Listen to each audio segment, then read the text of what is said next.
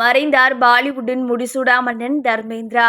சோகக்கடலில் Bollywood super star Dharmendra உடல்நலக் குறைவு மற்றும் வயது முதிர்வால் நவம்பர் 24 மறைந்தார்.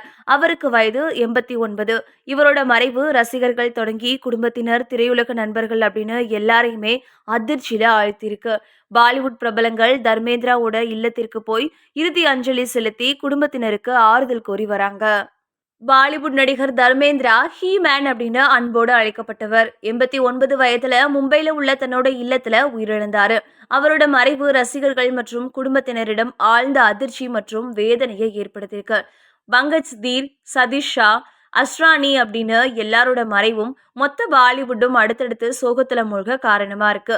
நாடு முழுவதும் திரைத்துறை பிரபலங்கள், அரசியல் தலைவர்கள், ரசிகர்கள் அப்படின்னு எல்லாருமே தர்மேந்திராவுக்கு கண்ணீரால அஞ்சலி செலுத்தி வராங்க.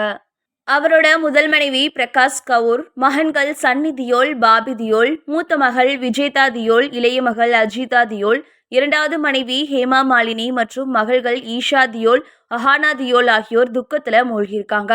தர்மேந்திரா கடைசியா கடந்த ஆண்டு, அதாவது 2024 வெளியான ஷாஹித் கபூர், கிருத்தி சனோன் நடிப்புல வந்த தேரி பாட்டோன் மேன் ஐசா உல்ஜா ஜியா படத்துல நடிச்சிருந்தாரு.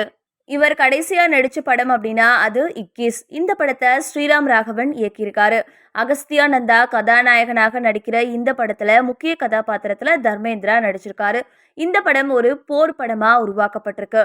1971 இந்தியா பாகிஸ்தான் போரின் போது நடந்த பாசண்டர் போரை மையமாக கொண்டு இரண்டாம் லெப்டினன்ட் அருண் கேட்டர்பாலின் வாழ்க்கை வரலாற்றை அடிப்படையாக கொண்ட பயோபிக் படம் இது. இக்கீஸ் படம் வர கிறிஸ்துமஸுக்கு, அதாவது டிசம்பர் 25 அன்று ரிலீஸ் ஆக போகுது.